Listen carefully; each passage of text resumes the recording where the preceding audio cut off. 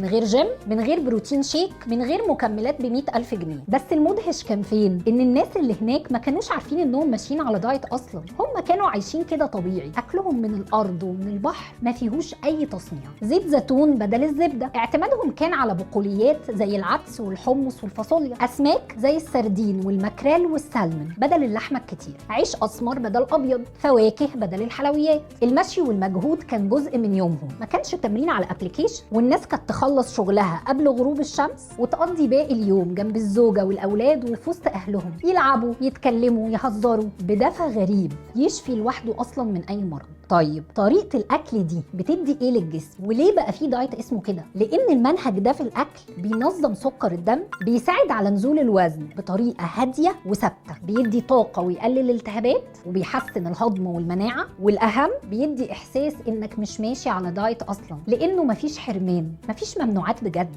هو كله في التوازن والاعتماد على المصادر الطبيعيه مش المصنعات.